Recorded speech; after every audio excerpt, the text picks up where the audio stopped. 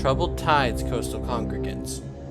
This is 5 of Clubs, and today we are dealt the solemn task of defending our settlement shoreline in our Kingdom Death Monster playthrough of the Scalding Seas. Our last episode left off in a cliffhanger ending, which detailed a rapidly approaching ashen fin headed straight for the settlement. The Congregants were already reeling from the sudden loss of their sea Matriarch Dariene, and a brand new threat seemingly honed in on their sorrow. A figure stands in the shallow waters surrounding the settlement, holding the limp corpse of Jacob, our first fallen congregant. With malicious mirth, the large Salachian man holds the corpse aloft before viciously tearing out its throat with its teeth. Then, as swiftly as it arrived, the figure vanishes into the shallow seawater. The settlement scrambles to find their foe. All eyes scoured the shoreline for signs of this new enemy, but the survivors cannot spot the monster amidst the churning waves. Perhaps, however, they can bait it out of hiding somehow. Sid, fueled by rage and understanding, concocts an idea. Using one of the organ resources from their recent haul, he fashions a batch of fecal salve and lathers it on a buoyant object. As he suspected the near instant that the smelly bait touched the water, the monster breached from below with a massive bite. It gave Joshua no small portion of pleasure to know that the beast had just been tricked into eating excrement and revealing itself. As the beast spat out the remnants of its fecal decoy, Joshua, Joseph, Ashley, and Miss Betty rushed out to sea to defend their home from this adversary. Usually, departing survivors set out on a hunt in pursuit of their target, but this time the foe showed up on their doorstep, meaning we'll hop straight into combat rather than resolving a hunt phase. But before we begin trading blows, I think it prudent to mention the battle prep that Joseph, our quartermaster, directed us to perform. The eelborn closed his eyes, recalling the image of the mysterious woman from the settlement's shared dream. He uttered pleas for her aid and direction in what later became known as the settlement's first prayer. When his eyes opened, he was driven with purpose and resolve. He directed the survivors with efficiency and authority. In that moment, though they didn't know it at the time, the new leader of the coastal congregation had emerged. I haven't mentioned the faith mechanics up to this point, but now is a great time to talk about them. There's a line of faith-related innovations in Kingdom Death core contents, but the faith aspect itself is somewhat abstracted. In the Scalding Seas campaign, however, faith/religion events and themes are expanded through acquiring and managing measures of faith. As such, the settlement's faith is a resource that can be tracked over the course of the campaign. Previously, we earned 2 faith when we received our first faith innovation, and we gained a bonus faith from our shared vision.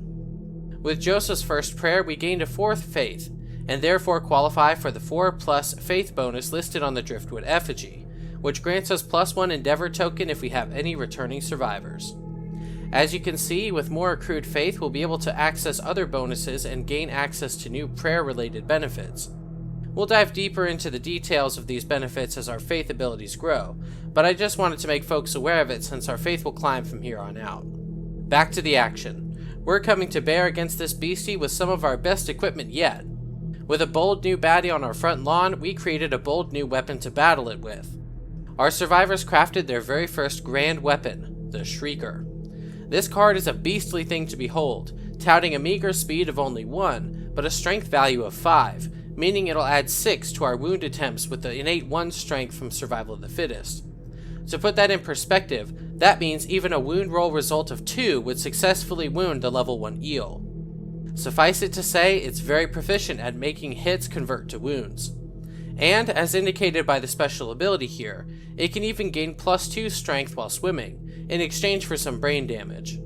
Additionally, if you connect these 2 red affinity connectors like so, the weapon also gains the Savage trait, which will deal 2 wounds when this weapon successfully crits a monster. Next up, we spent 2 hides to craft 2 sets of bandages, which could be used to remove bleed tokens from survivors. Bleed hasn't been a major issue in this campaign so far, but in my experience, nemesis are pretty good at causing bleed via monster attacks and severe injuries. I've made the mistake of going into the Butcher Nemesis fight without any bandages, and I've learned my lesson. Next, it was decided that we might need a beefier axe for this battle. The bone axe is amazing, but it has one notable drawback: the frail keyword. Any weapon with the frail keyword will break if used on a hit location that is labeled as super dense, rendering you weaponless if you manage to strike one of these spots. In my experience, nemesis tend to have at least a few of these super dense locations scattered throughout their hit location decks, and we don't want Joshua to lose his weapon this way. As such, I think it's about time we built our next settlement location, the Weapon Crafter. The Weapon Crafter is like the level 2 weapon shop. Here you are able to build bigger, badder weapons compared to those found in the Bonesmith. Today we're going to spend 2 bones, 1 organ, and 1 hide to build the counterweighted axe, arguably one of the best weapons in the game. For one thing, it has a higher innate strength stat than the bone axe.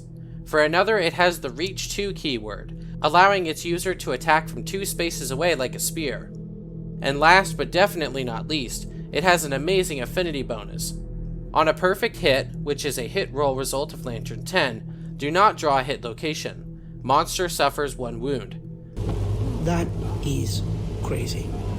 If you trigger this effect, not only do you essentially automatically succeed at the wound attempt for that roll, but you also save yourself the trouble of dealing with any wound or reflex responses that would have come from the hit location card you'd normally draw. And you won't dig deeper into that deck toward the inevitable trap card either. Like I said, crazy. But in order to meet the affinity connector here, we'll need a piece of gear that provides a red connector on the bottom of its gear card. Thankfully, we have just what we need for that since we hunted a double-skulled eel last year. Using the skull basic resource, we'll go ahead and craft a skull helm, which provides a beefy buff to our head defense in addition to giving our axe the affinity connection it needs for its perfect hit effect. And with that, we've spent all of our basic and monster resources except 1 love juice, but the current situation hardly seems appropriate for attempts at intimacy. We'll plan to put that in the settlement storage for now. Lastly, we have 6 Endeavor tokens left to spend this year. We each gained 1 for our returning survivors as normal, plus 1 for Sid and his Tinker bonus, and plus another for the Graves Principle pursuant to our loss of Dariene. That's a lot of Endeavors. Ruling out the Endeavor opportunities we lack the resources or innovations to perform, that narrows down our options to 3 primary expenditures: the Augury action on the Organ Grinder, building stone noses from the Organ Grinder, and the Scrap Scavenge action on the Weapon Crafter. Surely we'll need all the survival we can get if we have any hopes of making it out to this battle in one piece, and since we have 2 extra Endeavor tokens this year, I think we'll chip ourselves 2 more stone noses for our combatants today. After that, Joseph directed that we spend the remaining tokens on the Weapon Crafter's Endeavor action, Scrap Scavenge. This allows us to spend 1 Endeavor token to send a survivor out in search of scrap resources, and potentially gain courage. We already know that the acid rain unearthed at least 1 scrap. Perhaps there's more scattered around the settlement. As such, Joseph sent our friend Sid out to search. Scrap is used in various crafting recipes, some of which are in the Weapon Crafter recipe list, and scrap can later be smelted into iron for even stronger weapons and armors. Sid's scrap searching adventures yielded meager fruits overall. The first 2 searches went well enough, resulting in 1 scrap and 1 courage. The second 2 were both failures that cost Sid his 2 remaining survival points. 2 out of 4 is still a 50% rate of return, which isn't too bad in Kingdom Death terms. Let's just hope we got those lower rolls out of our system so we can reserve our high rolls for the battle. Speaking of which, we don't have much time to talk tactics since the enemy is standing right in front of us, but I'll give a few remarks. For one thing, this is a nemesis fight, which means that we'll gain the home field advantage. In gameplay terms, this means that the survivors get the first turn this time around. Unfortunately, the Shark King will start 7 spaces away from the nearest starting board space for the survivors, so most of our team won't reach him on turn 1 with our base movement activation alone. However, those with reach or ranged weapons have a chance at dealing some early damage, so we'll take every advantage we can get.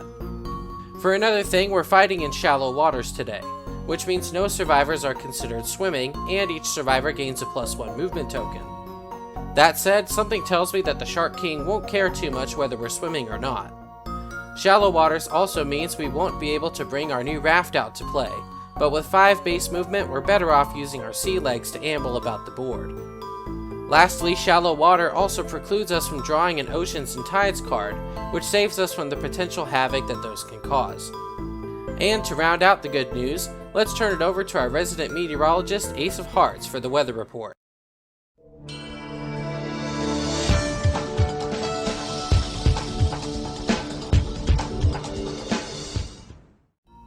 Thanks, Coach. The forecast depicts a serene skyscape. Excellent, glad to hear it, Ace. This fight will be tough enough without the forces of nature working against... Is what I'd like to say. Wait, what? Honestly, Coach, did you expect to have a dramatic boss battle? With clear sunny skies and mild temperatures? Well, I guess not. Okay, what are we in for? A cataclysmic weather event, the likes of which has never been seen before in the natural world. Uh-oh. Indeed, the malevolence radiating off the Shark King seems to have stirred the waters into a foaming frenzy, creating the rare conditions necessary for a blood cyclone to form. A blood what? A blood cyclone, a dangerous terrain feature that will randomly travel around the board and penalize any survivors that it happens across, sending them flying into a random direction and tagging on some damage to boot. Oh dear. Wait, will the blood cyclone damage the monster? Not quite. In fact, if anything, it may end up turning that monster into a missile that can barrel into survivors, causing them to bleed. Well, this just keeps getting better and better. It's not all bad news. The Congregants will also gain one insanity at the start of their activations from the insight of this terror tornado in exchange for the risk of being whipped around. Well, increasing our mental resilience isn't too terrible. The extra insanity would normally allow us to safely utilize the Shrieker's strength buffing ability, but we won't be swimming in these shallow waters, so there's no dice there. As an expert meteorologist, my recommendation is to simply steer clear of all the possible travel lines of this twisted twister. Like the Screaming Antelope's diabolical trait, it primarily poses a problem when people are in the line of fire. Now you have what you need to stay safe out there, from a weather perspective at least. This weather report was brought to you by today's sponsor, Canned Bread. It's delicious, it's nutritious, and it doesn't dirty the dishes. Back to you, Coach! Thanks for the info, Ace, and thanks to, Canned Bread as well. Normally we'd huddle here and talk about our meta strategy for this foe and its abilities and whatnot, but in this case, I don't have much to share. This enemy is about as new to me as it is to you, so we'll hit the field in a defensive line and blitz this beast into oblivion before he gets to first down. Sound good? Then break. I just want to tell you both good luck. We're all counting on you. And with the stage of battle set, it's time to begin this epic showdown against the vicious Shark King. But before we do, let's just take a quick moment to appreciate this miniature. I love the hook blade here. Very vicious looking, the chains adorned about its body. And it has some form of a loincloth or some sort of waist adornment that accommodates the tail, which I'm sure is an appreciated feature there. Now, I don't, unfortunately, have a catwalk for this diva to walk upon, so we're just going to have to deal with a 360 view, and that will have to do. All right, there he is in all of his glory and terror, the Shark King. And joining him, we have 4 brave survivors who are standing between him and the settlement, ready to bear arms against this creature. We have Joshua reprising his role as our resident beast. We have Betty, the newcomer, who spotted the ashen fin foe here. And we have Joseph the Eelborn as our leader, who will hopefully at least help Joshua, if not temper him a bit. And we have Ashley as well, who had to sit out for a fight, but she's not going to sit this out. She has to defend her home. All right.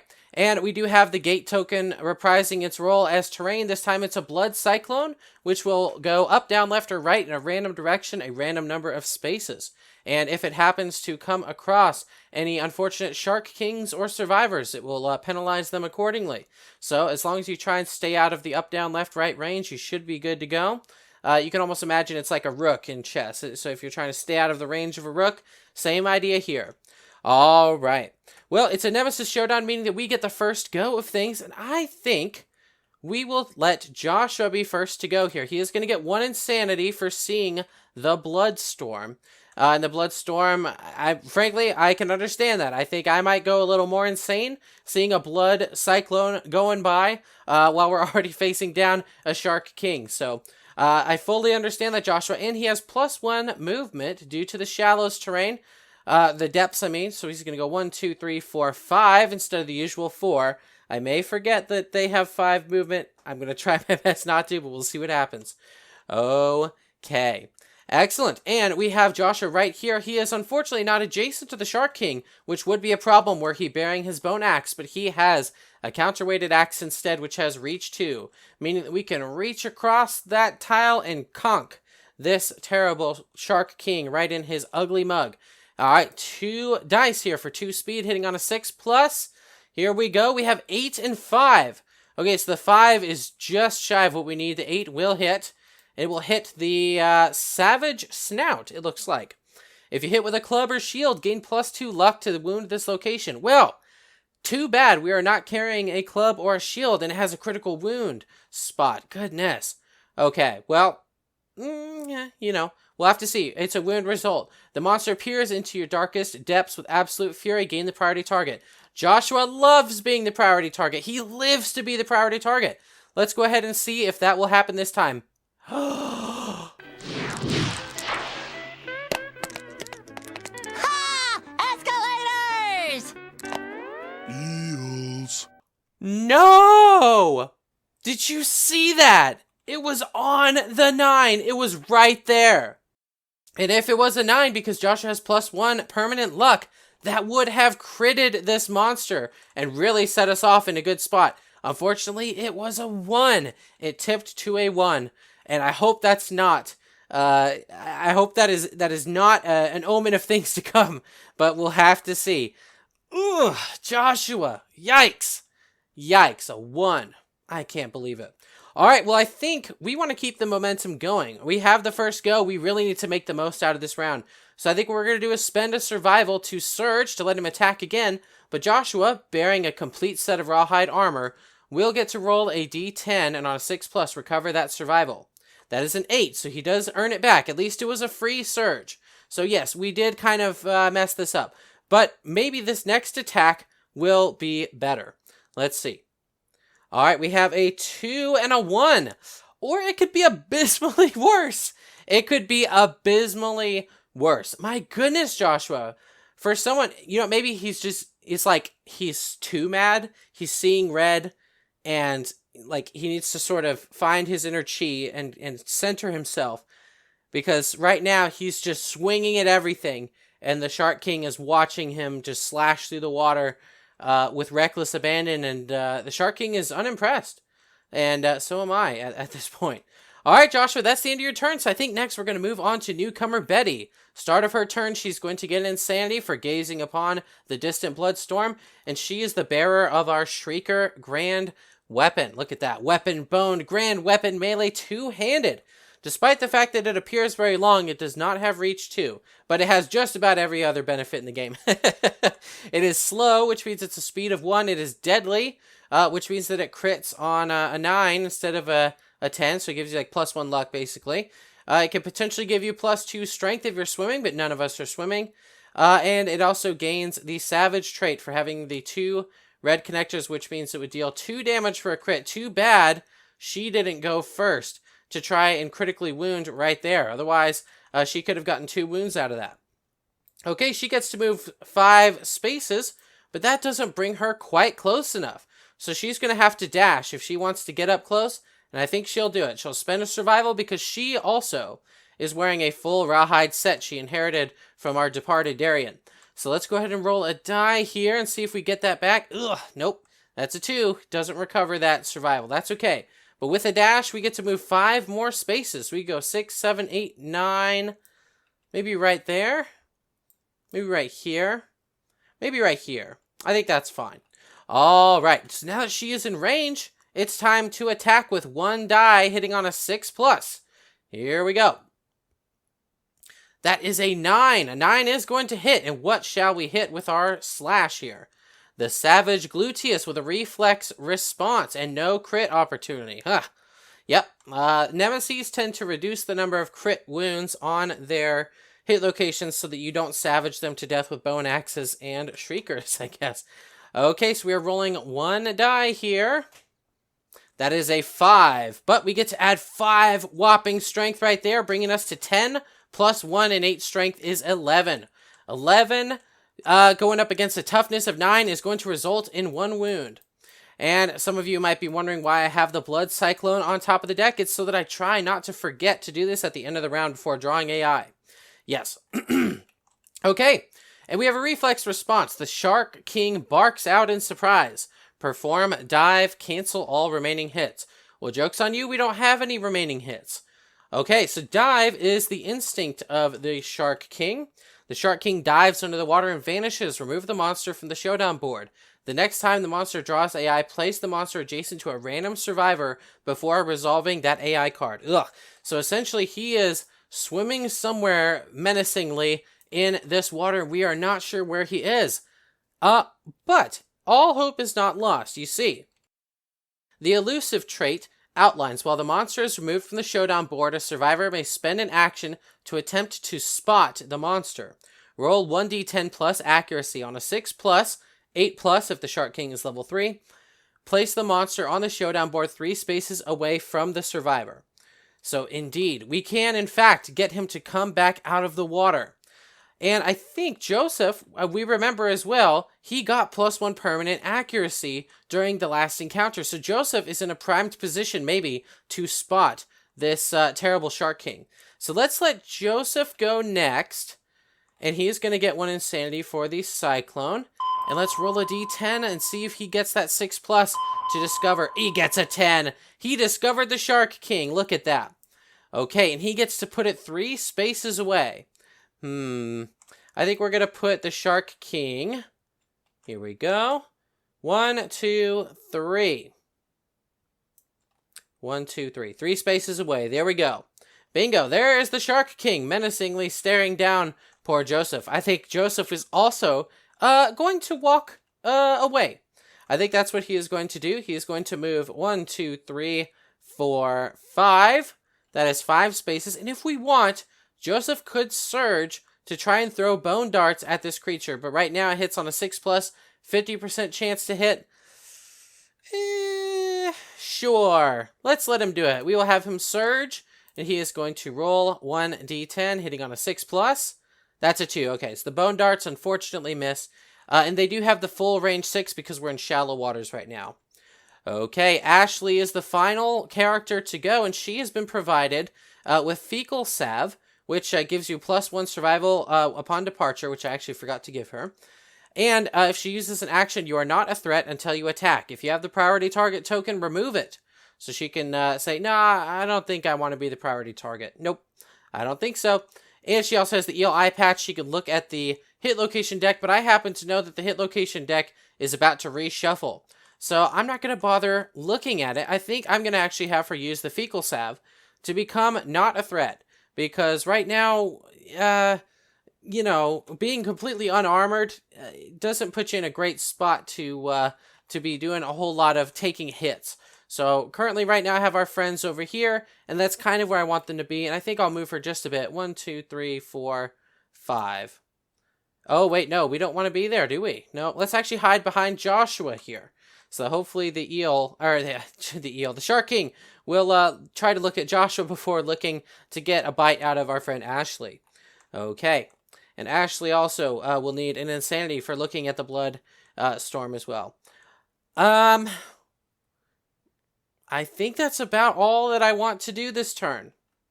I would have potentially considered surging with our friend over here, but the Shark King went and ducked down like a sad person. I could have her surge to look at the AIs that are coming next. Maybe that's a good idea. So I'm going to surge, because remember, we dashed already, but now we can surge. Let's roll a d10 and see if we earn our survival back. Please. That is a 1. We do not earn it back. Nope. No sirree Bob. Okay. But we do get to look at the next 2 AI cards and put one on top. We have Rip and Tear, which targets the closest threat in range. It does move and attack, speed 2, accuracy 3, 1 damage with an after damage result. If any rolled hit locations have less armor points than the total hits suffered, gain a bleeding token. I see. Okay, and then this one here, Hook Slash, pick target closest threat in range. It was going to do likewise. Move and attack the target. Spend 2 or speed 2, 3 plus 1 damage after damage. If any rolled hit locations have less than star plus 1 armor points remaining, target suffers bleed. So I should mention about the bleed here. He likes to cause bleed. Yes, he does. It's sort of like the Butcher in the original game. But unfortunately, in this case, bleed is extra bad. Whenever you gain 1+ bleed tokens from a monster action, place monster level hemorrhage tokens on this card. At the end of every round, if there are any hemorrhage tokens on this card, remove 1 and gain an extra bleed.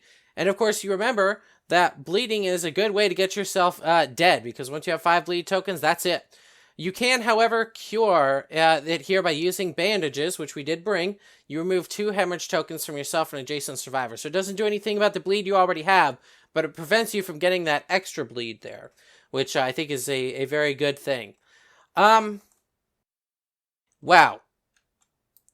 If any rolled hit locations have less armor points than the total hits suffered, gain 1 bleed token after damage. I think we have a better chance with this one. So we're going to put Rip and Tear on the top, because this is, if any hit locations have less than basically 2 armor points remaining after damage, target suffers bleed 1. So we have better shot of not being hurt as bad with the first one. So that's the logic there, and I think that will do it. Okay, everyone has done everything they want to do. It is now the end of the round, because the fact that we skipped the Shark King in the first go. So that means that this lovely tornado is going to move. North is, or up is 1, 2, 3, 4, 5, 6, 7, 8.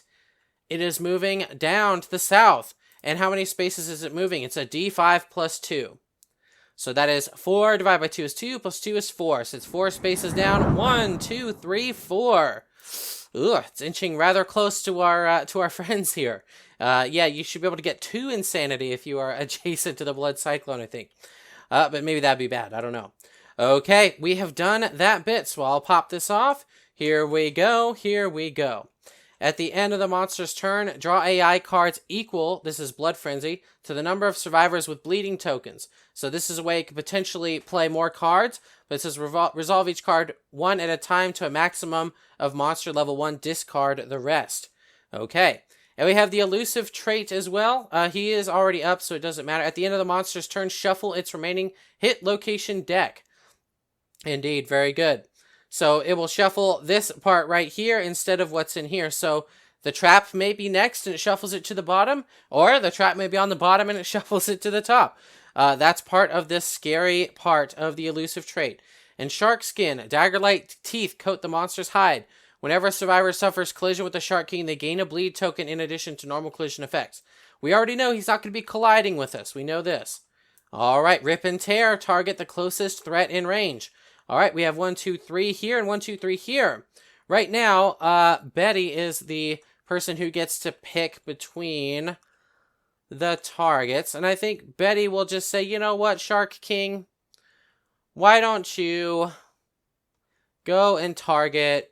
why don't you go and target herself? So he's going to move right there. He has a maximum movement value of 6. He's going to roll 2 dice. He usually hits on a 3+, but she has 1 evasion and a rawhide vest with its bonus. So basically he hits on a 5+ right now. So let's roll 2 dice here. Here we go. A 1 and a 10. A lantern 10, of course, is going to hit. Okay. Here we are. We have the head location going right. It's a headhunter. So if I take 1 damage to the head right now, oh, and she gets insanity for targeting herself, being the monster controller. If I go ahead and target her now, that's going to deal 1 damage to the head, and if any rolled hit locations have less armor points than the total hit suffered, gain a bleed. So actually, if she soaks this hit right now, she won't deal with the after damage effect. So I think we're just going to go ahead and let her take her. That's what the head armor is for, after all. Yeah. Yep, that's what we're going to do. And since nobody is bleeding, we don't have to worry about Blood Frenzy playing extra cards right now. So, excellent. I think we're ready to go. We're ready for round 2 for the survivors. Excellent. Now we already have Miss Betty right here in an excellent spot. Let's shuffle the hit location deck per the Blood Frenzy here. Maybe before Miss Betty goes, we want someone who has an eel eye patch to go first. For instance, I actually gave an eel eye patch to, relocated an eel eye patch to Ashley here, who has the fecal staff. So you know what? Let's do that. Let's have her move 1, 2, 3, 4, 5. We'll move her right onto the edge there. And let's just have her take a peek at the next 2 hit location cards using the eel eye patch. Here we go. Savage Gills. If you hit with a club, gain +2 strength to wound this location with a wound response that would knock down the monster. All survivors gain +1 courage as they watch it gasping and struggling to breathe. Ooh, that is an excellent one for Miss Betty to try and wound, because she basically wounds on, well, let's see, she has +6, it's 9. she wounds on like a 3+. So she has pretty high ability to make that happen. And additionally, we haven't really we haven't really dealt with knockdown in this game because normally monsters don't get knocked down unless otherwise specified. And in this case, given that it's knocked down, one, we hit it way easier. We hit it on a 3+, not wound. We hit it on 3+. And two, reflex responses like the one that would follow here don't trigger, or wound responses or fail responses. Basically, he is unable to respond or react in any way while we beat down on his frail form. So you know what? Yeah, Savage Gills, we're going to put right up on top. There we go. Excellent job. You've done well, Ashley. Make sure to give you your insanity for the fact that you started your turn adjacent to the terrible... You know what? Let's actually just rename this thing. We call it Gate. This is the Blood Cyclone. There we go. Very scary. Ooh. Yes. Right. Ooh, okay. All right. So I think next it's Betty. Betty will get 1 insanity. There we are. We'll move this over here so we don't forget. Betty has 1 insanity. She's going to spend her 5 movement to get right into the blind spot here. Yes, she is. She is right there in the blind spot of the Shark King, which means that her Shrieker of a 6+ hits on a 5+. So, time to roll. Here we go. Oh, that was a 9. Why did you have to roll to the 1? Oh, she missed. Okay, well, definitely we're going to surge here. Because if she can knock it down, she's making it easier on everybody. All right, good. She gets to regain that survival point as well. And now she's going to try to hit this creature, please. 5, which would have been a miss, but we're in the blind spot, which means it's a hit. Okay, we already know what's coming. Savage Gills with a wound response. Okay, Miss Betty. Okay, Miss Betty. 3. 3 here, plus 5 is 8. Plus 1 is 9. Perfect. And the toughness 9 monster, that's it. Wham, bam, thank you, ma'am. Splash. There you go. How do you like it getting knocked down in this water? We spend so much time, okay, maybe not so much time, but we spend enough time in that water. It's time for you to take a swim, you evil monster. The monster is knocked down. All survivors gain +1 courage as they watch it, gasping for breath and struggling to breathe. Speaking of which, we are going to put that back up there, but first deal our wound naturally. Okay, +1 courage. Way to go, Miss Betty. You swing that Shrieker. Courage there. Courage there. Man, we have some courageous folks. 1 away from being able to fix that there with Ashley. Okay. All right, she has surged to do that, so that is all she's going to be able to do. I think next we might have Joshua go. 1, 2, 3, 4. He can move right here. Or 1, 2, 3, 4, 5. We want to move here. 1, 2, 3, 4. He'd be able to be right there. And he hits on a 3+. It doesn't matter that he's not adjacent. Yes. And we want to get him out of the way, this Blood Cyclone anyway. Otherwise, I was thinking of putting him right here. But if this thing goes 1, 2, 3, 4, 5, 6, 7, Joshua's getting sucked up in a tornado of blood. We don't want that. So we're going to move him 4. He technically has 5 movement. You know what? Actually, that's true. He has 5. So, we could actually attack him right here. It's not going to give us any accuracy penalty or anything anyway. So, yeah, let's go ahead and attack it here just in case one of the hit locations has an attack all adjacent targets or some nonsense like that. All right, Joshua, excellent work. Here we go, sir. Let's see some better rolls, please. Oh, let's make sure to give him one of those insanity. 2 and 4. Joshua, the 4, thankfully, is a hit. But you really need to pick up the pace, buddy. You need to... you were being so epic in the other battles. Now is not the time to slip. Is fear potentially finally setting in for Joshua? I'm not sure. Savage Shoulders with a reflex response, which it will not resolve the reflex because it is knocked down. Very good. All right, Joshua, at least wound this, please.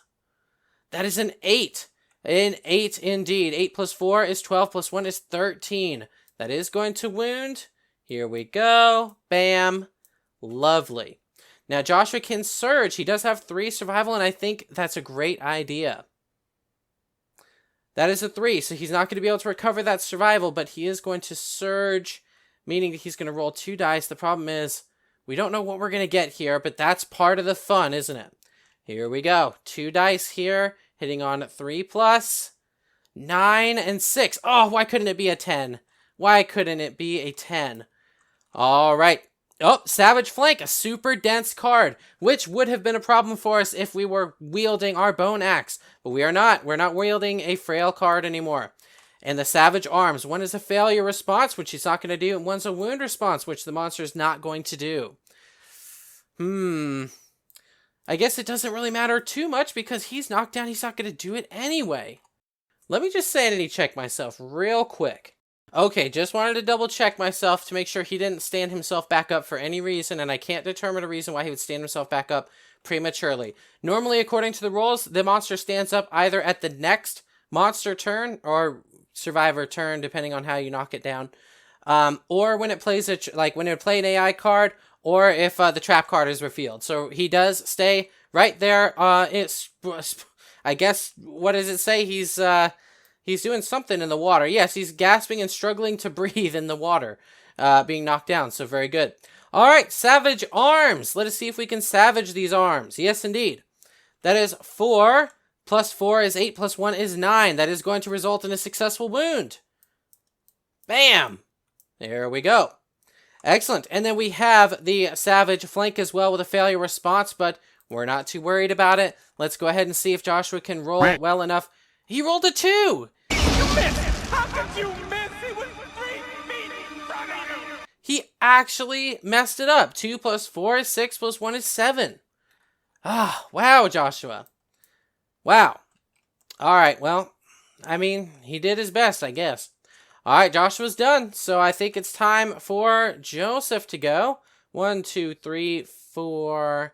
You can put him right here. 1, 2, 3, 4, 5, 6. That is within range. And you can chuck Bone Darts, which are going to hit on a 3+. So, and of course, +1 insanity for the Bloodstorm. Here we go. Ah, a 1. He missed again. I don't think we're going to surge to... Yeah, we are. Let's go ahead and surge and try and attack again. Here we go. Let's see if he can get the Bone Darts to hit this time. That's a 6. That's better. Uh-oh. Savage Groin with wound response or failure response. Well, guess what? You're knocked down, you silly, silly creature. The Savage Groin. All right, we're going to go ahead and roll and see if we are able to successfully wound the Savage Groin.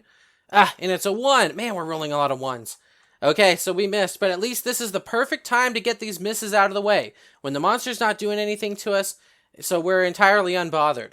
Okay, I think that's all we're going to do.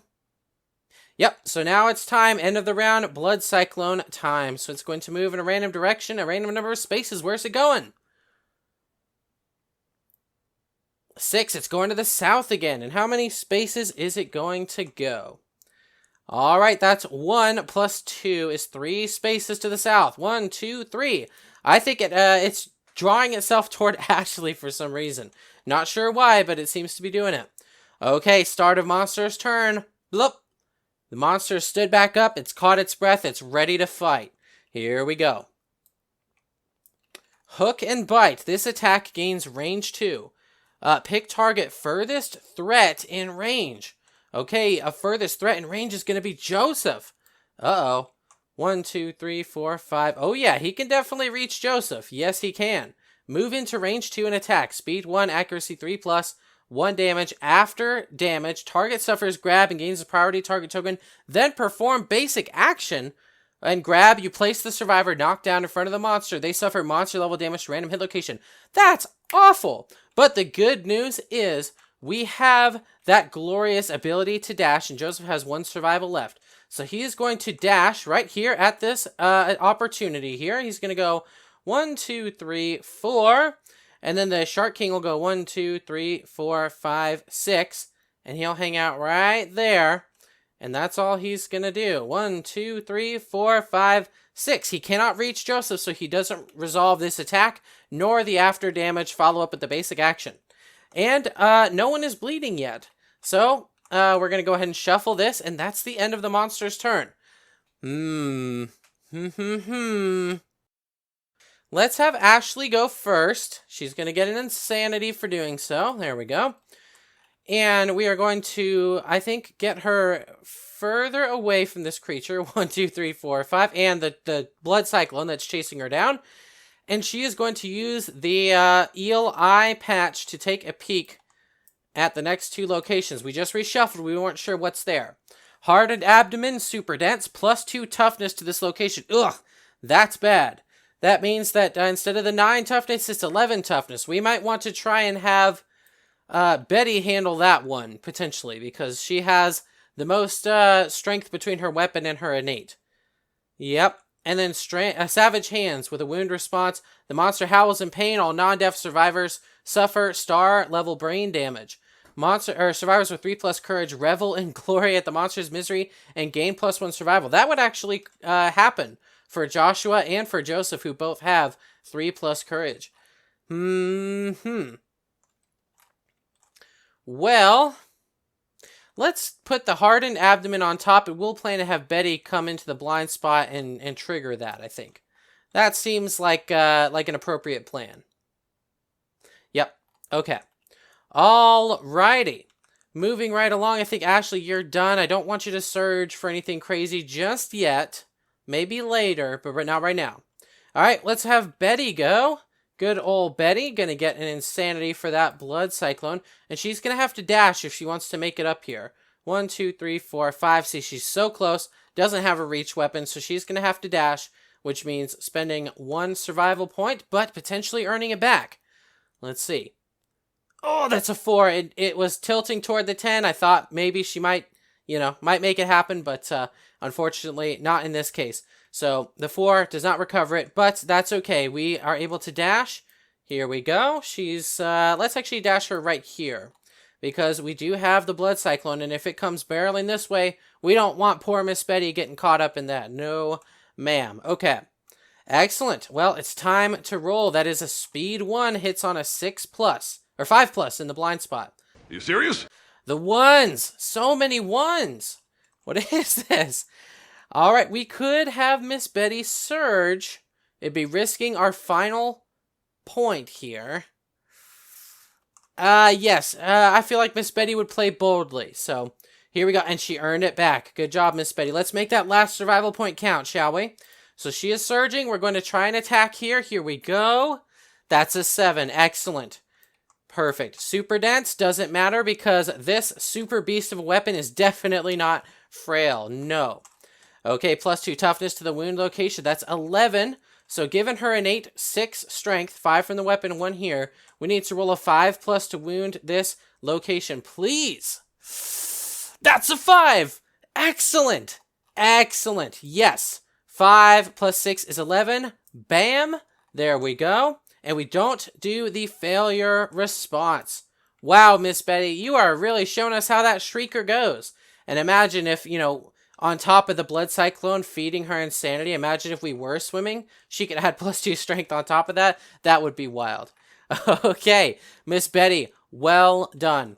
All right, I think it's Joshua's turn next. He could move right up here adjacent to the monster, but 1, that puts him in range of the blood cyclone, and 2, why get in range or adjacent to the monster if you don't have to? Right? Because what if he has a thing that says attack all adjacent targets or something? We don't want that. Nope, nope, nope, nope. So I think Joshua's going to go next. He's going to get +1 insanity for the blood cyclone, and he is just going to park himself right outside the potential range of the blood cyclone going here to the right side of the board. All right, reach 2, Joshua. Here we go. That is 2 dice hitting on a 6+. 5 and 5. 5 and 5, Josh. And this should technically be over here, I believe, for next round. Oh, you're so close, Joshua. You were so close, and yet so far. I think we're going to go ahead and surge here. We have to do it. That's a 1, so he's going to spend it. 2 more dice here. Joshua, you're really not doing too well. Okay, so maybe I just needed to talk enough smack to Joshua. You see what that is? That's a Lantern 10, my friends. And remember, that means that's a perfect hit. Right here on a perfect hit, monster just suffers the wound outright. Do not draw hit location. Limit once per attack. Woo-hoo! Wow. Excellent. I was kind of worried about whatever AI card or hit location card was under here anyway, because we didn't know. For all I knew, it could be the trap. But now we don't have to worry about it, because one of these things is just going straight to wound. The other is going to be resolved. Here we go. We already know what this is. It's a wound response on the Savage Hands. Here we go. 6. Yes, 6 is good because 6 plus 4 is 10 plus 1 is 11. That is going to wound. Even if it was the plus 2 toughness, it would have wound, actually. All right, that is a wound. Here we go. Bam. And we have a wound response. The monster howls in pain. All non-deaf survivors suffer monster-level brain damage. Well, we have earned plenty of insanity for ourselves, so we're not worried about that. Survivors with 3+ courage revel in the glory of the monster's misery and gain a survival. Joseph, have a survival. Joshua, have another survival. And everyone, let's go ahead and take 1 brain damage. Here we go. Yes, yes, and yes. Wow. Okay, this is going very well for us. Now, Joseph hasn't gone yet. I don't think we're going to have him throw bone darts. What if he gets the trap? I don't know what the trap on this thing does. I don't. And I don't know that I'm keen to find out what it does. So, I think with Joseph, what we're going to do, I think we are just going to move 1, 2, 3, 4, 5. Right there. No, right there. And I think we are going to have him hang out. Yes, and let's not forget to give him an insanity. I think that's what we're going to do. Okay. Now, does anyone want to do... Ashley could search to look at the hit location deck, but the thing about it is I know the monster's about to shuffle it. So I don't think that's going to make any sense. Nope. Okay. We're going to go ahead and call it. We have a blood cyclone that's going to be moving in a random direction. Where is it going? Let's see. 6. Man, this is a southbound blood cyclone. And let's see how many spaces it moves here south. That is 6 divided by 2 is 3 plus 2 is 5. So it's going to move 5 spaces. But you might be going, wait a minute. It's going to run out of board space. What happens? Well, the blood cyclone card actually tells you. Indeed, it says that if this movement would take it off the board edge, continue its movement from the opposite board edge. So it's going to go 1, 2, 3, 4, 5. So it actually made it all the way back to the north side of the board. Interesting. It's almost like those old video games, you know, where you run all the way through the right side of the screen and pop out the left. Same idea here, apparently. So very interesting. Okay, yes, indeed. Blood Cyclone, you are done. Actually, I'll leave you up here because we're going to have to draw cards. Okay, here we go. Devour. The threat with the most bleeding tokens in range. And currently Joseph is the tiebreaker because right now he is the monster controller. Well, right now, Betty is not a threat because she's in the blind spot for the monster. This is a 2-speed attack hitting on 4+ with 2 damage, and after damage results... Oh... I think Joshua has the best chance of surviving this. Because technically they're all equidistant for bleeding tokens. Then it says closest threat in range, so I think that's fair. I think we'll say, fine, you're the next threat here because no one has bleeding tokens. You're closest in range. So I'm coming for you, sir. Devour. 2 dice, hitting on a 6+ because Joshua has 1 built-in evasion and the rawhide vest bonus. So 6+. Hopefully we can dodge at least one of these hits. Or at least it'll just miss outright. Oh, nope. We have an 8 and a 10. So let's go ahead and roll 2 body location dice here. We have the head and the body. Well, the head has plenty of armor. It sure does. And the body has some armor. It's going to be 2 damage per hit. Oh, man. Or we could have the head take 2 of it and then dodge the other one. That's what we could do. Because it has plenty of armor with the skull helm. And then dodge the other one. I think that's not a bad idea. Here we go. That's a 10, so we earn it back. Perfect, Joshua. Very good. Okay. After damage, if the target suffers a severe injury, suffer the following injuries instead of rolling on the severe injury table. Oh! Well, I didn't read all the way. It turns out, we did not suffer a severe injury. That may have played into my my math as far as to whether or not to dodge, because I could say, oh, well, we know that's not going to happen because, you know, yeah, we know that's not going to happen because of the fact that it doesn't. So we don't have a severe injury we're rolling, but it's okay. It's already done. Can't do anything about it now. Still no bleed tokens. So we're not going to be playing any extra AI cards. We are going to be shuffling the hit location deck. And then we are going to be beginning a new round. We have 5 cards here, which means that this monster has essentially 6 health left. But I'm not feeling comfortable hitting it without taking a quick glance at the hit locations here. So let's start with Ashley. We'll gain 1 insanity for the Bloodstorm, which thankfully has decided to migrate north, which is fine with me. And we will look at the next 2 hit location cards to see if one of them is a trap. It is not. Amazing. Savage Tail with a reflex. The Shark King whips its tail around in a fury. All survivors in the blind spot roll a d10. On a 3+, they suffer monster level damage to random hit location. That's not too bad, really. Savage Dorsal Fin. Reflex. The monster recoils from the attack. Full move the monster in the direction it is facing. And then perform dive, cancel all remaining hits. Now that would be bad. Right now, with Joshua being right up there in its facing direction, that means Joshua would suffer collision, which would get him bleed, which would give him hemorrhage, which would just cause a downward spiral. This is bad. We don't want to trigger this before Joshua has a chance to get out of the way. So maybe what we'll do is we'll leave that second, and what we'll do is we'll actually have Joshua go first, right? We can have Joshua go right up into the blind spot. No, we don't want him in the blind spot, because if we put him in the blind spot, he's going to get whipped by that tail. So maybe what we'll do instead, we'll have Joshua go first. We'll give him an insanity, because I don't think we did for the seas yet. We haven't picked who's going first. So we're going to go 1, 2, 3, 4. Here we go. Not the blind spot, but we're at range 2 here from the creature, or reach 2, I should say. And let's go ahead and try to have Joshua attack. Here we go. That's a 9, so close to a 10, and a 3. So the 3 is a miss, but the 9 is a hit, thankfully. Savage Tail with a reflex response. Well, no one's in the blind spot, which is the good news. So if it hits, great. If not, that's okay too. That's a 9, which would be a crit with our +1 permanent luck. But as you can see, no critical wound spot on there. So not going to happen. It is going to wound, though. So at least we get that. Alright, Savage Tail. Reflex, the Shark King whips its tail around. All survivors in the blind spot roll a d10 on 3+, they suffer it. So he just flicked his tail at nothing. So it started where Joshua was savagely swinging at nothing. Now it appears that the tables have turned. And the Savage Shark King here is, in fact, swinging at nothing in its blind panic. But then again, if I was getting beaten down this hard, to be honest, I'd be right there with him. Okay. Now, we could have Joshua's Surge. He does have the ability to do it, but the thing is, I don't know what card is under this next one. It could be the trap, for all I know.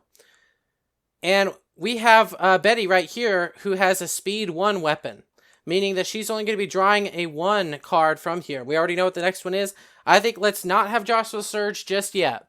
We'll hang on to that. We're going to let Betty go right now instead. She's going to move right up into the blind spot now that we know it's safe. And she's going to attack the Shark King. Here we go. 10, a perfect hit. That would be great if she had anything that interacted with perfect hits, but she does not. Too bad that wasn't Joshua's roll, huh? Okay, but that's still a hit, so let's go ahead and roll. Or take a peek here. Savage Dorsal Fin with a reflex where it's going to run away and dive. Okay, here we go. Let's give that a roll. That's a 5. 5 + 5 is 10, + 1 is 11. So that's going to be a successful wound. Bam! There we go. Alright, monster is going to full move in the direction it's facing. Perform, dive, cancel all hits out of range. 1, 2, 3, 4, 5, 6. Not going to bother anybody, and it's diving, so he's going off the board.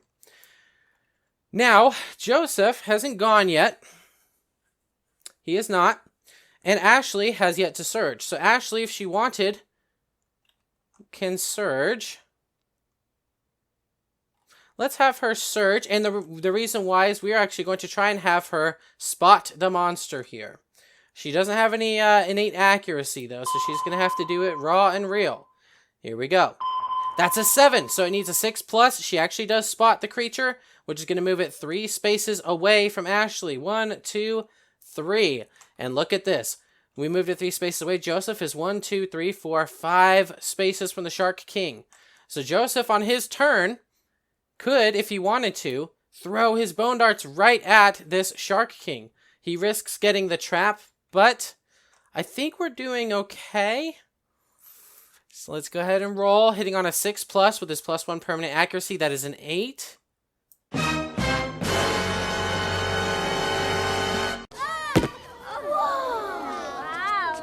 Now you're all in big trouble. And look at that, it's the trap. And hey, good, we get to see the trap art. Look at that. Hunter's Instinct. The attacker is doomed. Perform basic action, target the attacker. The attack gains plus monster plus 1 accuracy. So it gains 2 accuracy. So this basic action of 4+ hits on a 2+. When the monster moves during this action, it ends its movement adjacent to as many survivors as possible. Thankfully, we are all very spread out from one another. So that's the good news. So he's going to move right on up here, and he's going to attack, and he's only going to attack Joseph. Indeed. And see, that's another reason why you don't want to be adjacent to this if you have reach weapons. Very good. At the end of the attack, all survivors adjacent to the monster suffer brain damage equal to the total damage inflicted by the attack, at least 1. Then he dives again. So our work of having him come up and breach from the water is wasted. All right. Looks like it's 2 dice hitting on a 2+, which is really 3+ with Joseph's 1 innate evasion here. Okay, so that's 1 miss, and it is 1 hit. And he cannot spend his survival to dodge because this is a trap in which he is doomed. Go into the body. Chomp, chomp, chomp. There we go. And look at that. After damage, bleed 1. Target gains a bleed token. And when he gets a bleed token, he also gets a hemorrhage token, which means... when does it actually trigger? At the end of every round. If there are any hemorrhage tokens on this card, it's about to end the round. Remove 1 and gain a bleed token. Joseph could surge to bandage himself if he wants. But then again, he could just wait till the next round, spend this to remove bleed tokens from himself anyway. So I think we're going to leave the deep gashes there. We're not going to surge for that. And as for the final step of this trap card, we have to perform Dive, which is the instinct here for the Shark King. The Shark King dives under the water and vanishes. Remove the monster from the Showdown board. The next time the monster draws AI, place the monster adjacent to a random survivor before resolving the AI card, just like before. So, unfortunately, we did just discover him, but only to let him slip away from us, it would appear. So, very unfortunate. Alright, well, the trap is going to cause the hit location deck to reshuffle, which is, I guess, the only bit of good news here. And I suppose that's the end of everything that the survivors want to do. So, well, actually, what we could do is we could have Joseph spend his final point of survival to try to spot the monster. Maybe. Nah, let's not do it. Let's let him breach. How about that? Okay. Very good. It's going to be the end of the round, which means the Bloodstorm is going to move. Let's see which direction it shall move here. That is going... Oh, that's a 9, so let's do a reroll real quick. That is a 7, so it's going to move to the left. And how many spaces? It's going to be a D5 plus 2, of course. That is 4 spaces. 1, 2, 3, 4. There we go. I like that it's way up there in the corner, not bothering us. I think that is fantastic. Very good. Alrighty. Now it's time for the monster to go. He's going to have an AI card, but first, we actually are going to trigger his start of turn effect. Here we go. Let's see. Yes, the next time the monster draws AI, place the monster adjacent to a random survivor before resolving the AI card. Alright, so it's going to draw AI right now, which means that it's going to go adjacent to a random survivor. Let's say 1, 2, 3, 4, 5, 6, 7, 8. Let's see who it is going adjacent to here. That is 5. 1, 2, 3, 4, 5. It's going to go adjacent to Joshua. There he is. Bum, bum, bum. Alright, what's he doing? He is hook slashing, which targets the closest threat in range, and that's going to be Joshua, of course. Move and attack target, speed 2, accuracy of 3+, which is 5+ for Joshua, so let's roll these dice and see what happens. 10 and 7, that is 2 hits. Ugh. Okay. We have the body and the body. My goodness, so it's 1 damage apiece, but that would tear through all of Joshua's body armor here, and it has an after damage effect. If any rolled hit locations have less than monster level +1 armor points remaining, target suffers bleed 1. So I would potentially get some bleed here. Actually, I'm going to get some bleed basically no matter what, since I have to at least assign 1 to the body, if nothing else. Well, I guess I would dodge, but there's not really a point right now because of the fact that we're going to be getting that bleed. Even if we do dodge, it would reduce it to 1 armor point, which is less than the 2 hits that we got here. So, goodness. Okay, bleed 1, which gives me a hemorrhage token. Oh, speaking of which, I should delete that and give him his second bleed token at the end of the round, as usual. Okay, well, great. Now that he has bleed, blood frenzy is going to occur. Dory, are you okay? That's good. At the end of the monster's turn, draw AI cards equal to the number of survivors with bleeding tokens, that is 2. Resolve each card one at a time to a maximum of monster level, discard the rest. So we have 1 card and 2 cards that are going to be played. Well, technically, only one's going to be played. The other's going to be discarded. This card is Hook and Bite. This attack gains range 2. Pick the furthest threat in range. Right now, Ashley, being that she is covered in fecal salve, and the monster did not like the last thing it bit with fecal paste on it, it's ignoring her, so that's going to actually go for our friend Joseph. Alright, it's going to move to range 2 and attack. Speed 1, hits on a 3+, 1 damage. After damage, it's going to do grab and perform basic action. That sounds awful. I think what Joseph is going to do is spend his last survival to dash away, I think. He's going to move 1, 2, 3, 4, 5. Which means that the Shark King is going to move 1, 2, 3, 4, 5, 6. And he is not going to be able to reach Joseph. And that's A-okay with me. Alright. Very good. So that is the end of the turn, which means that we do shuffle the hit location deck pursuant to the elusive trait. Okay. Time for us to begin. And this card gets discarded there. All right. Time for us to begin.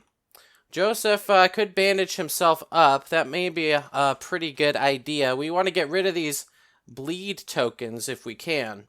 We really don't want to be dealing a whole lot with that. Okay. I guess first and foremost, we do have a full hit location deck here now.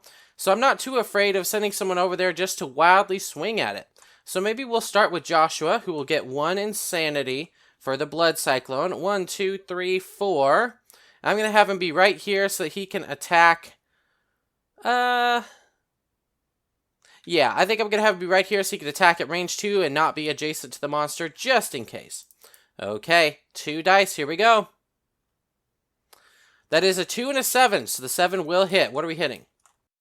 The Savage Flank, super dense. Yeah, we don't care about super dense. No problem here.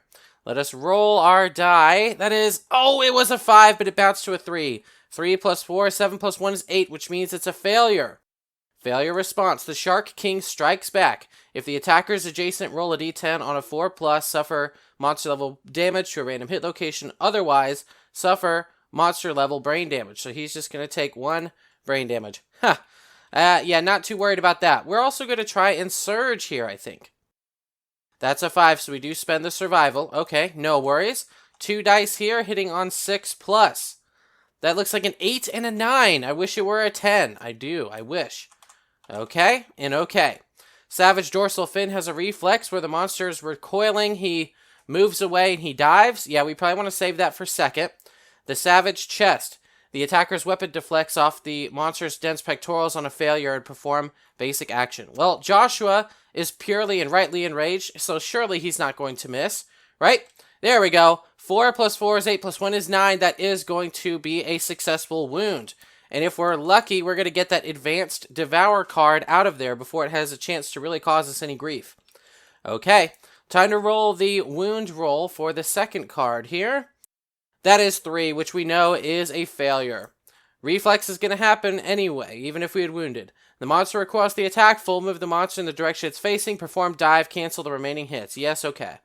1, 2, 3, 4, 5, 6, and then it's diving, so it's going right off the board. Okay, Joshua, you have concluded your turn, and you did 1 wound there. Very good. Okay. Joseph, the Eelborn, could in fact attempt to spot the monster, but if regardless of who spots the monster here, if it's either of these two, we're not going to be able to get any attacks on it. But then again, we do save ourselves from potential trouble later. I think what Joseph is going to do actually is hang right there. He's going to spend his action, get a insanity of course. He's going to spend his action to use the bandages on himself. And then he's going to move 1, 2, 3, 4, 5. 5 towards Joshua. And the reason why is because we think perhaps Joshua might be able to get bandaged up on the next turn, if needed. Right. Okay, we have Miss Betty next. She's going to get 1 insanity per the Blood Cyclone, of course. She has bandages, so she could go bandage up Joshua a little bit, but we all know if she bandages the deep gashes, he's still going to have this bleed, and if she bandages the bleed, he's just going to get 1 at the end of the round. So that seems like a potential waste of an action. I guess what we could do with her instead is we can move 1, 2, 3... right there. We could have her look at the AI cards just to make sure that we don't get that advanced card on top. Or we could have her try to look at the monster to bring it 3 spaces from her and try to direct his attack at her instead. Yeah, maybe that's a good idea. Let's see if she could try and spot this monster. She is using an accuracy roll here, so she's going to roll, try to get a 6+. That's not going to cut it. I could potentially surge and try to have her spot it that way, but I don't think that's an amazing idea. No, I don't. So I'm going to go ahead and just say, nah, she tried. She tried, but that's it. Okay. And then Ashley here as the final person to go. We'll go 1, 2, 3, 4, 5. And let's go ahead and have her look at the hit location deck here so we see what's coming up next.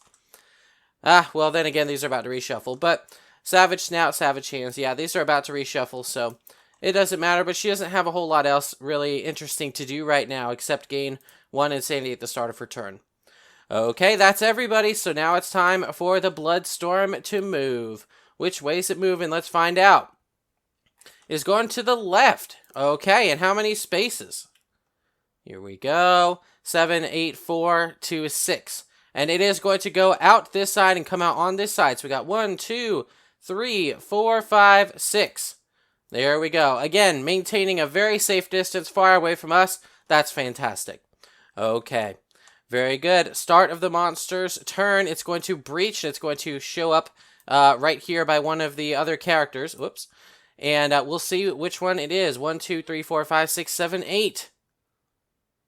That is 5. It's going to breach next to Joshua again. Okay. There it is, targeting on poor Joshua. And what card is it this time? Speaking of Joshua, he does have a second bleed from hemorrhage. There we go. Okay. Hook slash. Pick target closest threat in range. Yep, we know who that is. It's the same as before. 2 dice hitting on a 5+. All right. Let's see some misses, please. 6 and 1. Okay, so 1 is a miss at the very least. So we might be able to dodge the entire thing. Maybe. That's the body, which if we took a damage there, we could be in some trouble. And the after damage is going to give him more bleed. I think it's worth it to try the dodge. All right, so we're going to go ahead and dodge. That'll roll us one of these dice right here. If we could maybe recover it. A 9. Excellent. Yes, so we get that survival back. Very good. Okay, so after damage, there was no damage. So we are good to go on that. At the end of the turn, shuffle the remaining hit location deck, and he's going to draw extra cards for people who have bleed. Currently, right now, that is only Joshua. So that's 1 card drawn. Oh, and it's Devour. Of course. Threat with the most bleeding tokens in range is the target. And guess what? That is also Joshua. And unfortunately, he has already spent his dodge already. So he's going to have to deal with this thing raw. 2 dice hitting on a 4+, which is 6+ against Joshua. All right, so that's 1 miss and 1 hit. Here we go. What do we got? Oh, the body again! All right, so that's 2 hitting there for Joshua, which is going to send him right into the drink and get him 1 of these. If he is not up at the end of the turn. After damage, if the target suffers a severe injury, suffer the following injuries instead of rolling on the severe injury table. Oh, well, he did not get a severe injury from Devour. Thankfully not. Yikes. Okay, but he is laying down, so someone's going to have to stand him up if they want him to attack. Food for thought. Okay, well, it's time for our friends to go, because that's the end of the monster's turn.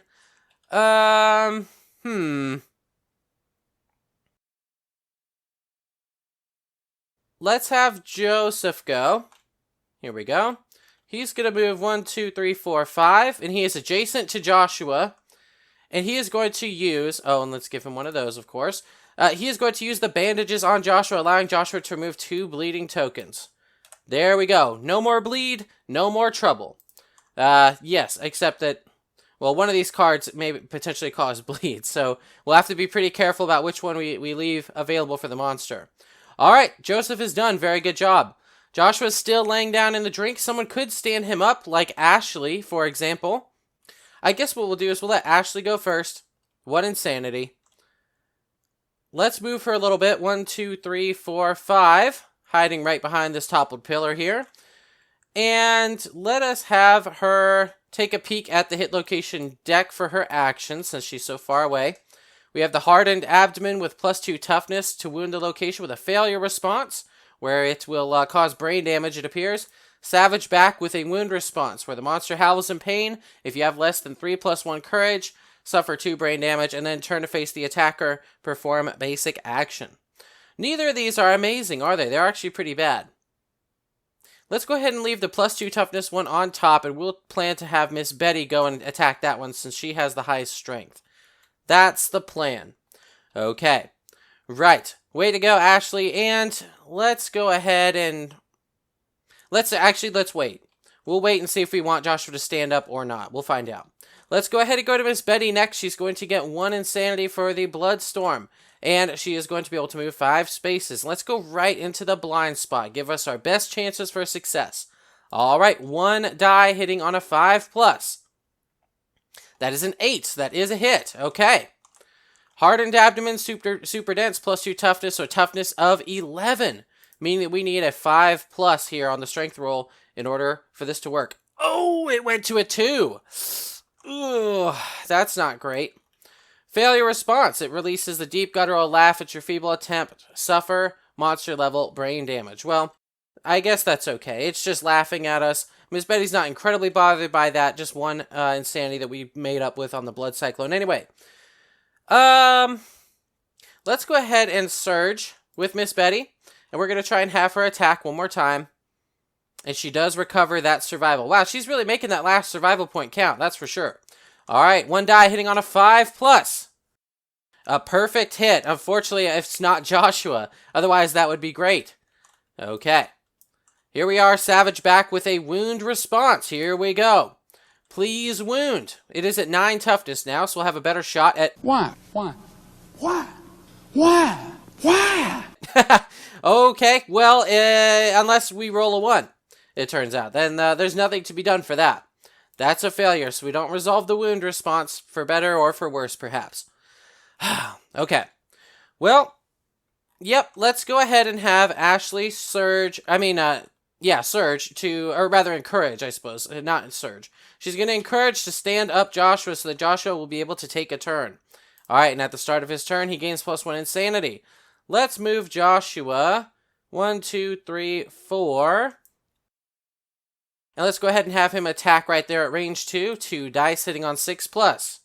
Here we go. Okay, the 9 and the 3. All right. Savage legs with a failure response. Okay, let's see if we can savage these legs with our counter-weighted axe. That is 5 + 4 is 9 + 1 is 10. That's going to do it. Bam. And if we're lucky, it's going to be the Devour card that we just put in there. Hopefully. We'll have to see. And actually, since Joshua was stood up before the end of the round, he will not have to deal with that. Very good. Okay, does Joshua want to surge? You know what? Joshua does want to surge. Yep, he sure does. 3. Okay, that's his final point of survival, but for all we know, this could be the end of the match right here. Well, optimistically thinking there. That's a 9 and a 10! The 10 is a perfect hit. So guess what? Bam. No drawing any hit location cards. No. No. Well, I mean, not for that anyway. The 9 still results in the draw of 1 card. Savage Gluteus with a reflex response. Okay, here we go. That is a 5. 5 + 4 is 9 + 1 is 10. That surpasses the toughness value of 9. Ladies and gentlemen, we got him.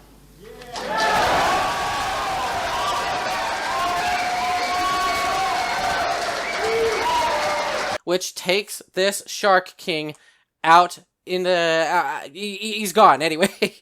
My vocabulary failed me there. But we have now bested the Shark King. He came, he saw, we kicked its butt, and now he's gone.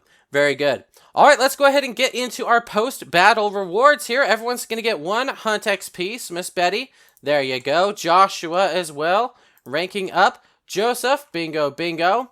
And Ashley, very good. And let's see what else we get, because there's a few other things. +1 weapon proficiency or plus monster level grand weapon proficiency. So, if someone decides to go down the path of grand weaponry, and we send them out to fight the Shark King in the future, they could potentially get multiple weapon proficiency in one match, like against a level 2 or 3 Shark King. So, that's pretty neat.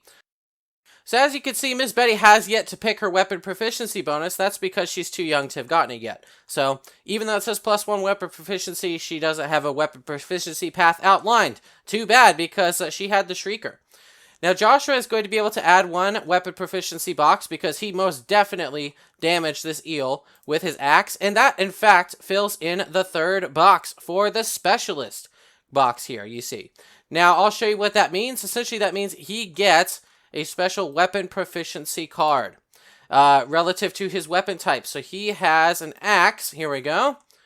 Righto. And now he will get this weapon proficiency bonus. When attacking with an axe, if your wound attempt fails, you may ignore it and attempt to wound the selected hit location again. Oh, I can't count how many times that would have come into usefulness in this battle. Limit once per attack.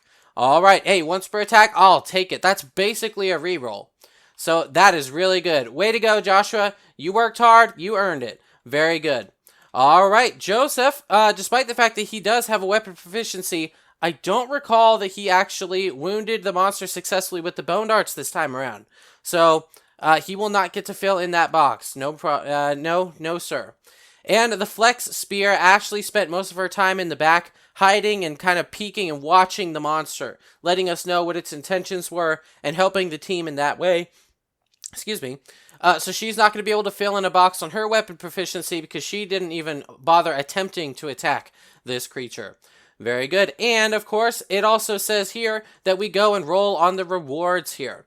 So, per the rewards box, it says roll 1d10 plus monster level. In this case, this is 1. We did a level 1 monster. And collect the listed gear and or resources. So, let's see if we can get some good gear after our tough fight here. 7. 7 plus 1 is 8. Gain the Great Hook Sword rare gear and 1d5 minus 2 basic resources, minimum of 0. Wow. Well, let's go ahead and roll those resources here. That is 6. All right, so that's rounded to 3 minus 2, so we get 1 basic resource. So here we go. What did we get? We got a skull. My goodness, is it Jacob's skull? I hope not. When you gain this, a survivor of your choice gains an insanity. We're all doing pretty well on that. I guess we'll give it to Betty since she has 5 compared to the rest of us who have 8 through 11. Very good, Miss Betty. There you go. And we get the Great Hook Sword rare gear, which is in this stack, I think. Let's see. Great Hook Sword. There we go. Wow. Let's take a look here. Yes, and indeed we get the excellent fish hook blade that the Shark King was wielding. It has stats. Speed of 2 hits on a 5+, and remember that's 4+ in the blind spot. Adding 5 strength, it is unique, meaning that this is the only card like it. It's irreplaceable, meaning that we can't really earn it again. And it has reach 2. So this almost is exactly what I wished the Shrieker did for us. The Shrieker is 1, 6, and 5. This is like a slightly better base stat. It's 2 dice, hits on 5+, adds 5, and has that reach that I was nearly convinced that the Shrieker has. And when you critically wound, you may choose to have the target suffer knockback 1 towards you after resolving all critical wound effects. Interesting. So you can sort of pull the monster toward you. Fascinating. And this is a grand weapon, as to be expected. It does look like a pretty grand weapon there, so we might have to outfit somebody with this. If Joshua didn't just earn his axe proficiency, I would consider making him a grand weapon master, but let's go ahead and leave him with the axe class that he is currently working with. Joshua's axe found purchase in the Shark King's battered body. The beast gurgled a reflexive bark of blood as it turned to face Joshua. Joshua stood firm and bore down on the Shark King with a vicious, predatorial smile.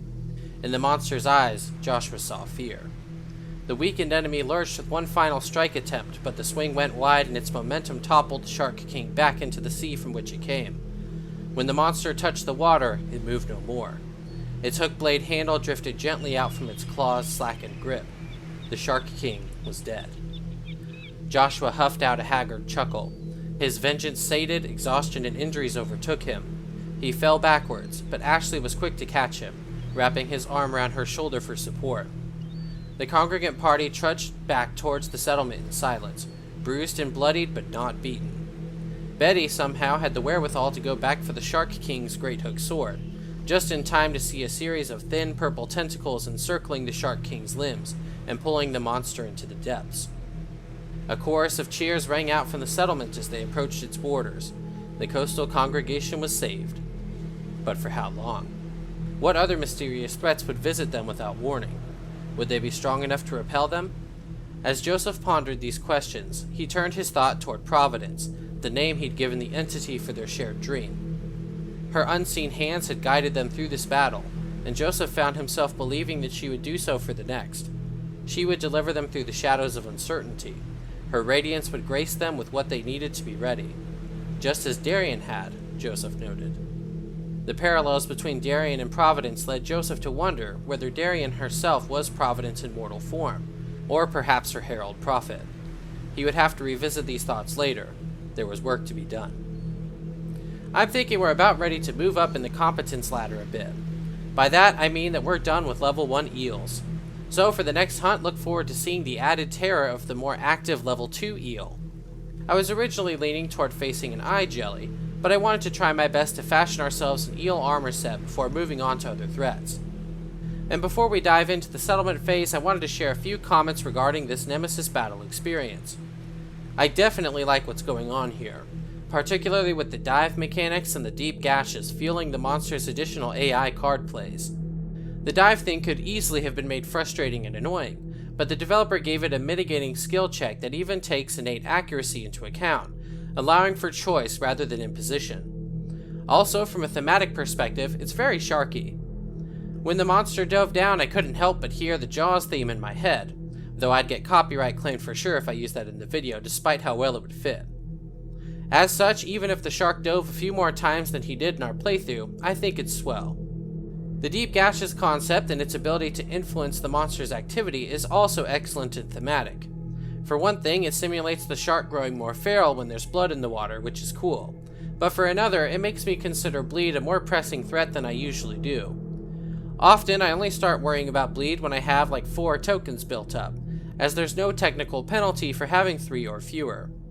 In this case, keeping bleed around fuels the monster's engine, and it'll be able to play more cards the more targets have bleed tokens on them. I also like that the hemorrhage tokens represented a delayed or continued bleed effect.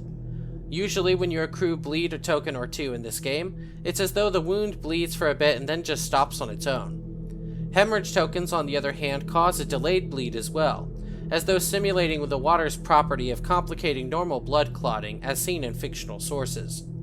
This adds some nuance to when you might want to use bandage actions, which is an appreciated new take on the concept.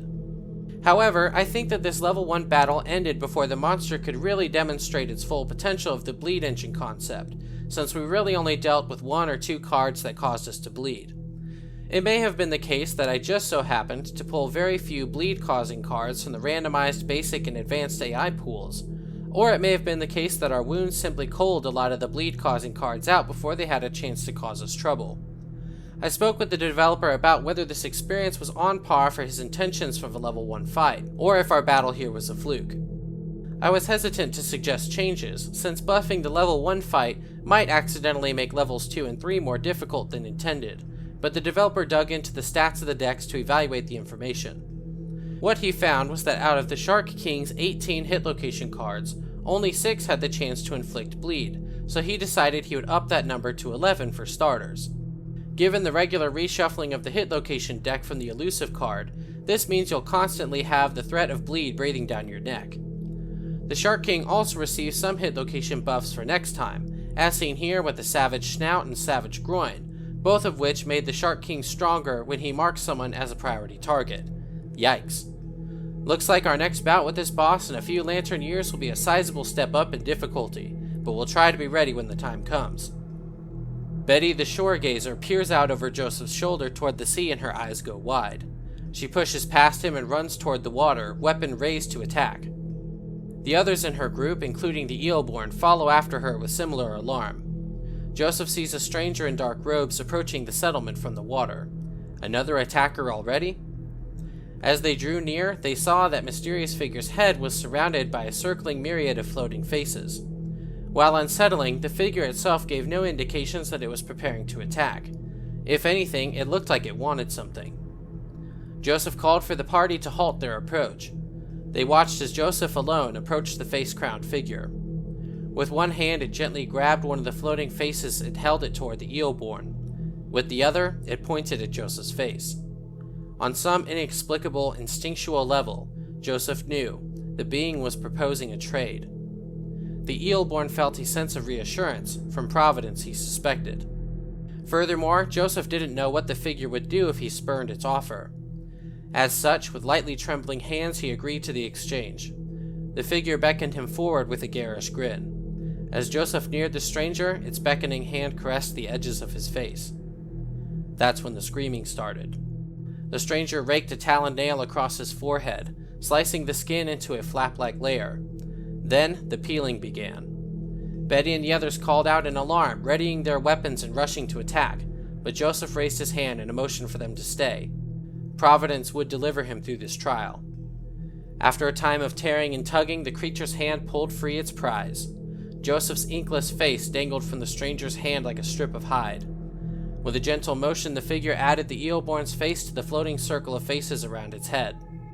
Then, just as gently, it pressed its chosen face onto Joseph, molding it into his face like clay. When the figure finished, it withdrew without a word, walking along the shoreline toward its next destination.